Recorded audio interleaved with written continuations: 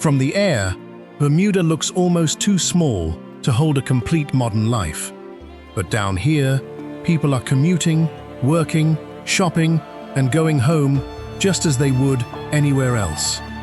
The difference is that almost every ordinary system has had to adapt to the limits of a tiny island far out in the Atlantic. Water begins with the house. Space changes the way people move. Distance reaches all the way into everyday goods.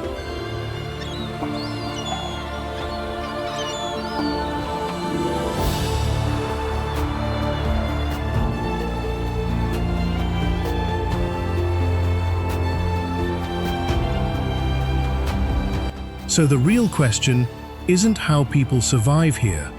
It's how an entire normal life has been built around limits the island can never completely remove.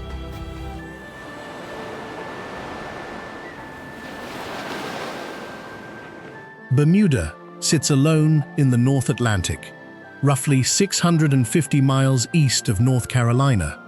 It is not in the Caribbean, and it is not part of the Bahamas.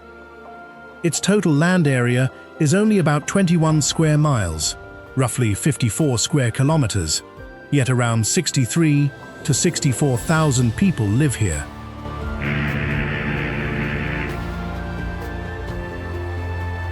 That number becomes more meaningful once you come down from the map. 21 square miles has to contain homes, roads, workplaces, schools, shops, harbors, public spaces, and all the ordinary infrastructure required by a modern society.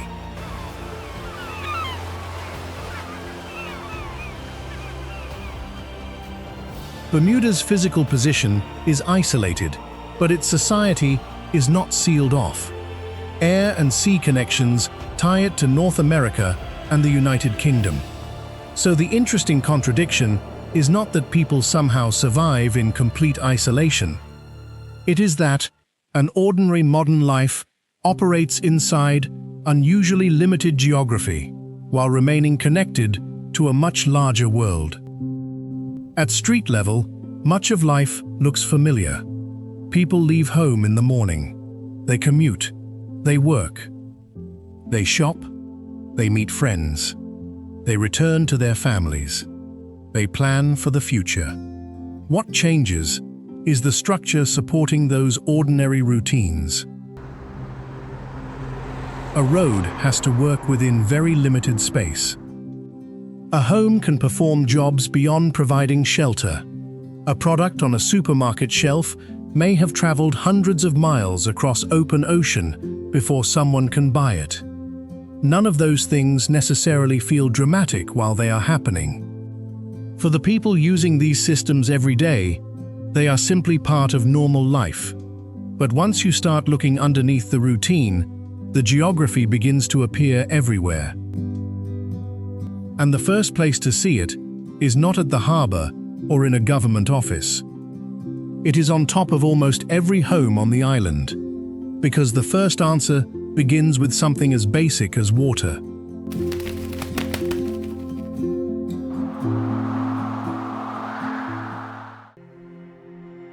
Look closely at a Bermuda roof, and the first thing you notice is the color, bright white, stepped, almost sculpted. But this is not simply an architectural signature. It is part of the water system. Bermuda has no natural freshwater rivers, no freshwater lakes, and no major permanent freshwater surface ponds. So rather than drawing household water from a large natural source somewhere else on the island, Bermuda has built collection directly into its homes. Building rules require 80% of a residential roof to serve as a rainwater catchment. The stepped surface guides rainfall downward and channels it into a cistern beneath the building. The roof above the house and the tank below it are therefore parts of the same utility. A home is not only shelter, it is also infrastructure for collecting and storing one of the most basic resources the household needs. and the storage requirement is tied directly to the roof. Cistern capacity must equal at least 100 imperial gallons for every square foot of roof area. So when rain falls across those bright white stepped surfaces, it is doing more than changing the appearance of the neighborhood. The roof catches it. The channels move it. The cistern stores it. What looks from a distance like a distinctive architectural style becomes a working household system when seen up close. That changes the relationship between a building and the people living inside it. One of the basic utilities of daily life is physically integrated into the home itself. The system is also more layered than the simple phrase rainwater collection suggests. Households are not simply abandoned if rainfall is low. Bermuda also uses municipal reverse osmosis desalination to supplement water supply, particularly during severe dry periods and for larger commercial needs. Commercial water deliveries can also refill cisterns when necessary. So the accurate picture is not that Bermudians have no running water, or that every household survives only on whatever happens to fall from the sky. Rainwater collection is a central household system, supported by additional modern sources when needed. That combination is what makes the infrastructure interesting.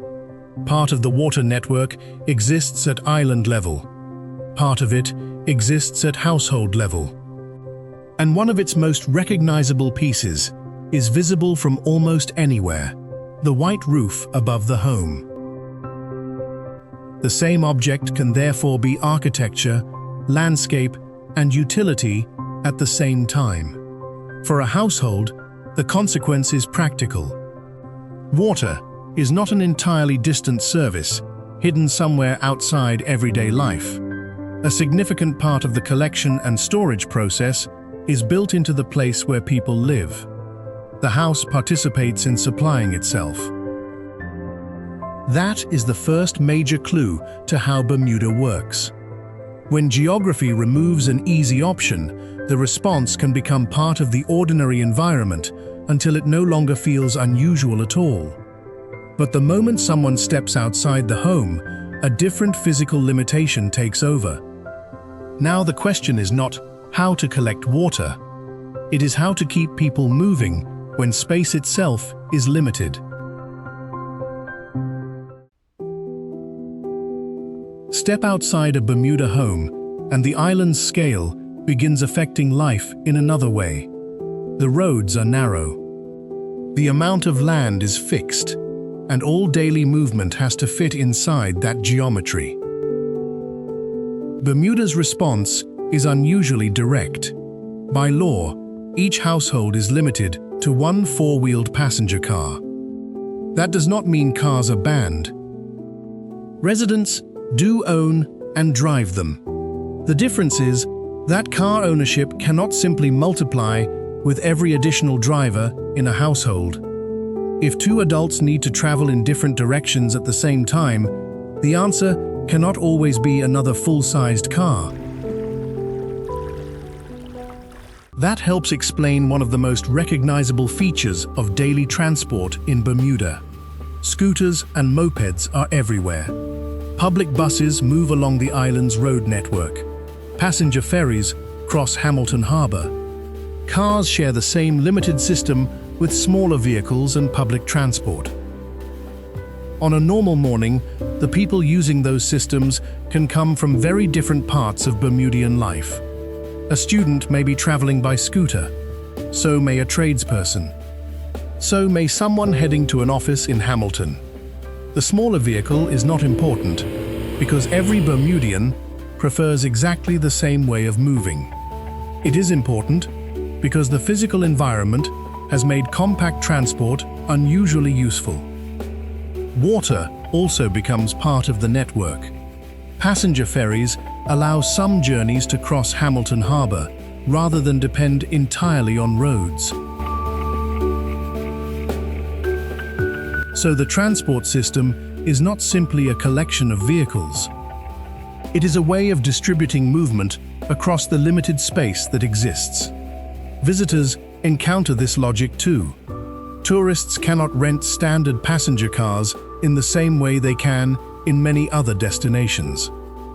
Buses and ferries remain available, while low-speed microelectric rental vehicles provide another limited option. Again, the important detail is not that Bermuda has eliminated the car. It has limited how much private car ownership can expand and built other ways of getting around that constraint. For households, this becomes a coordination problem as much as a transport policy. Who needs the household car? Who can take a scooter? Does a bus work for this journey? Can the ferry make more sense? These decisions do not have to be dramatic to shape everyday routine. They simply become part of how movement works. And visually, that creates a very different street rhythm from a place built around unlimited private car ownership. Cars, streams of scooters, buses, ferries crossing the harbor. Different forms of movement serving the same small territory. So far, each constraint has been local. Water falls here. People move here. But not everything Bermuda needs begins on Bermuda. Food, fuel, consumer goods, and raw materials often have to travel a much longer distance before the local part of their journey can even begin. And that is where the Atlantic enters ordinary life in another way.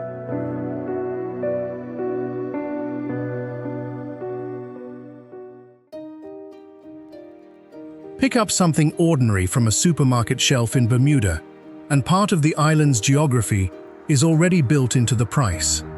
Before that product reached a shopper, it first had to reach Bermuda. Food, fuel, consumer goods, and raw materials are overwhelmingly brought in from outside the island by ocean freight or air cargo. That journey adds cost.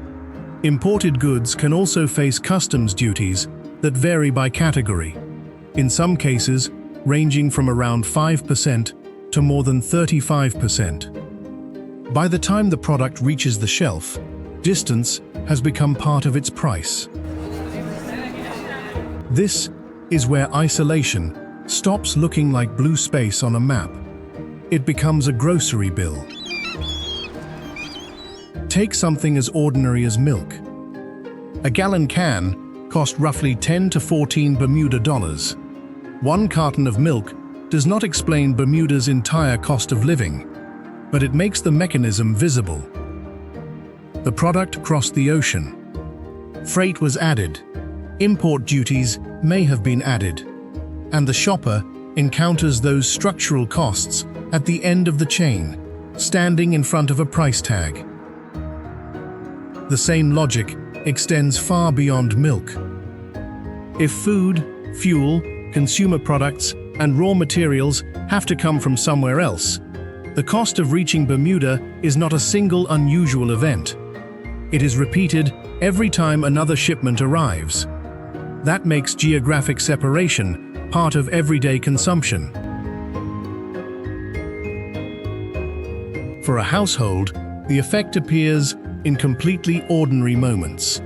Filling a shopping basket, buying household supplies, replacing something that has to be imported before it can be sold locally. None of this means Bermudians are poor. Local incomes are relatively high, but high income and purchasing power are not the same thing when so many everyday goods carry structural freight and import costs. That difference matters because Bermuda can look, from the outside, like a place where isolation should no longer matter. The island has modern infrastructure, international businesses, well-stocked shops, global transport connections, yet every imported item still had to cross the ocean. A container arrives, goods are unloaded, shelves are stocked, a household pays the final price. The system succeeds in making goods available. The Atlantic still appears in what they cost. And that creates a much bigger question. Because Bermuda is not simply a remote island purchasing imported goods. It is also one of the world's leading centers of international business and catastrophe reinsurance. So if this tiny island is deeply connected to global money, risk, and corporate capital, has prosperity finally removed the disadvantage of geography? Or does wealth change the form of the problem without making the physical limits disappear?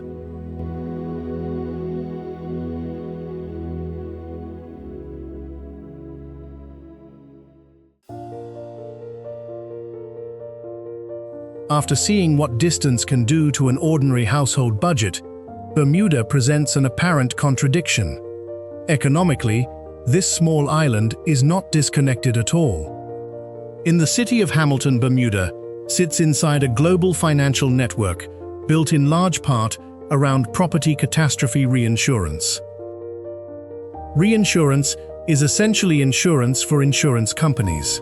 An insurer may take on exposure to major natural disasters. Part of that risk can then be transferred to a reinsurer, and Bermuda is one of the world's leading centers for that property catastrophe reinsurance business. That gives a place with very little physical territory an economic reach far beyond the island itself. Hamilton makes the contrast unusually visible. Outside, the city still feels compact. Pastel buildings, narrow streets, scooters moving through the traffic. Inside its corporate offices are international businesses operating in global insurance and reinsurance markets. Even the formal business clothing can carry a distinctly Bermudian signature: a blazer, a tie, knee-high socks, and formal Bermuda shorts. It is an unusual visual combination, but it belongs to a very serious corporate economy. International business and reinsurance help drive Bermuda's GDP per capita above 100,000 US dollars. That is an exceptionally high national figure.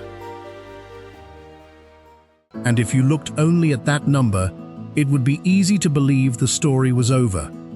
Perhaps Bermuda simply became wealthy enough to overcome the limitations of being a tiny island. Water problem? Build the infrastructure. Transport problem? Regulate the roads and diversify mobility. Distance? Connect to the world.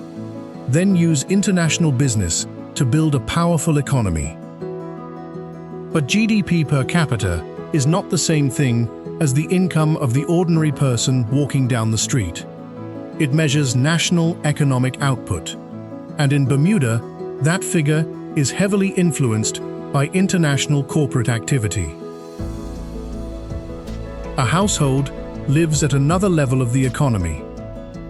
A worker can pass the offices of global reinsurance companies on the way home and still have to manage a household budget shaped by island costs.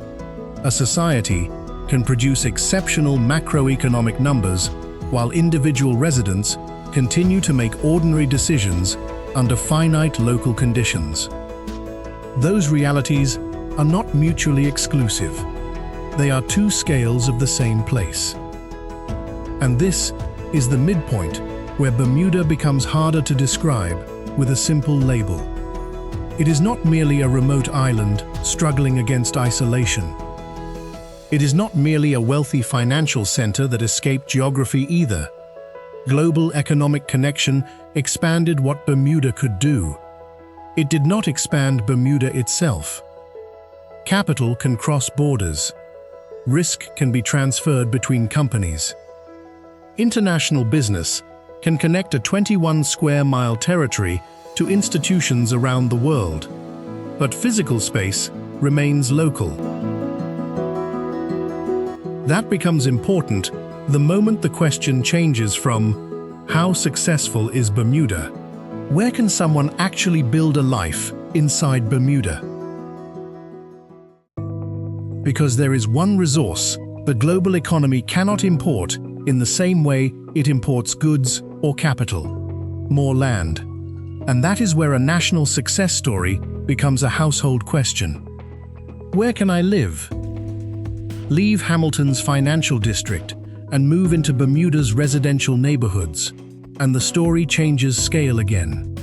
The towers and offices show how far Bermuda can reach into the world. The neighborhoods show what still has to fit inside 21 square miles. Homes, roads, schools, businesses, public space, all sharing a finite physical territory. For someone trying to buy a home, that reality appears directly in the housing market. Median prices for single-family homes can reach roughly $900,000 to more than $1 million Bermuda dollars. Those numbers do not mean every home costs the same. And they do not mean every Bermudian household experiences the market in the same way. But they reveal the size of the hurdle facing someone trying to enter it. Bermuda has also built rules intended to protect portions of the housing stock for local buyers. Non-Bermudians are restricted from purchasing lower and middle-tier properties. Eligibility is tied to annual rental value thresholds. That means an outsider cannot simply enter every level of the residential market. The distinction matters because it prevents an easy but inaccurate explanation. The housing problem is not simply a story in which foreign buyers were allowed to purchase everything while Bermudians were pushed aside. Protective rules exist specifically because local access matters. But protection changes who can compete for portions of the existing supply. It does not create more physical supply. That is where the island's size becomes personal. For a young Bermudian household, the housing question can reach into years of planning. Where can a family live? What kind of home might be realistic? How much money has to be committed? How long might someone wait before the right property becomes possible? The constraint is no longer simply visible on a map. It enters a decision that can shape finances, family plans, and where someone imagines their future. The residential landscape makes the physical side of that equation easy to see. Homes climb across hillsides. Properties sit close to roads and neighboring buildings. The landscape is not empty space, waiting for a new wave of suburban expansion. Much of the usable territory is already part of the island's existing life. And that changes what small island means. At first, 21 square miles was an interesting geographic fact. Then, limited space changed transport. Here, it affects something much more intimate: home. Buying one, waiting for one, planning around one, deciding what is realistic. There is no single engineering solution equivalent to building a roof catchment or adding another transportation option. Housing brings together land, law, market supply, household money, and individual timing. And that is why this section changes the emotional scale of the story. The geography is no longer simply shaping the system around a person. It can begin shaping the person's long-term choices. And housing is not the last place where that happens. For many young Bermudians, another major decision arrives even earlier: education. Because the degree needed for the next stage of life may not be available on the island at all. To pursue it, someone may have to cross the ocean. For a young Bermudian, one of the most important geographic consequences may arrive before a career even begins. It can arrive with the decision to go to university. Bermuda has its own schools and post-secondary education. Bermuda College offers associate degrees, vocational programs, and other tertiary options. But Bermuda does not have a native 4-year degree-granting university. So for many students pursuing a bachelor's degree or higher, the next step means leaving the island. The United Kingdom, the United States, Canada. Here, geography does something different from what it did in the earlier sections. It is no longer only shaping a house, a road, or a price. It can shape the route someone has to take into adulthood. Leaving for university is not the same thing as leaving Bermuda behind permanently. For many students, it is simply the practical path to the qualification they want. But studying abroad creates a second decision later. What happens after graduation? Come home? Stay abroad? Which option makes more sense depends partly on the career. Bermuda has employment policies designed to prioritize and develop Bermudian workers. Under the approach commonly described as Bermudization, qualified Bermudians can have strong pathways into parts of the local economy. That is especially relevant to fields closely linked to Bermuda's international business sector: finance, insurance, accounting, law. A student can leave the island to earn a degree and then return to a professional market where those skills connect directly to major local industries. So this is not a simple story of young Bermudians leaving because there is nothing to come back to. Many do return. For some career paths, there is a clear economic route home. But Bermuda's economy is specialized. A graduate in a more niche field may find fewer domestic options than someone trained for one of the island's major international business sectors. That does not make returning impossible. It changes the calculation. And the calculation is not purely economic. A wider professional market may exist abroad. Home may offer something else. Family, familiarity, relationships, a culture the person grew up inside, a sense of belonging to the place itself. So the choice is rarely as simple as opportunity or no opportunity. It can be more professional breadth somewhere else versus a viable career combined with the pull of home. And different Bermudians will make that choice differently. Some leave temporarily, some remain away longer. Some careers provide a direct path back. Others require compromise. The important thing is that departure and return can become normal parts of life on a small island. Someone can love Bermuda and still need to leave it for education. Someone can establish part of a career abroad and continue thinking of Bermuda as home. Someone can return because professional opportunity exists. And someone can return because career is only one part of deciding where a life belongs. By this point, geography has moved through almost every scale of the documentary. It has shaped domestic infrastructure, movement, consumption, economic trade-offs, housing, and now education and career. But this raises a question none of those systems can answer by themselves. If living on a small island sometimes requires compromise, distance, or even leaving for a period of time, why does home continue to carry so much weight?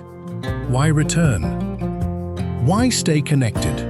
Why does this tiny physical territory remain more than simply the place where someone happened to be born? The final answer is not found in a building code, or a GDP figure, or a property threshold. It is found in the relationships and traditions that give the island continuity across generations.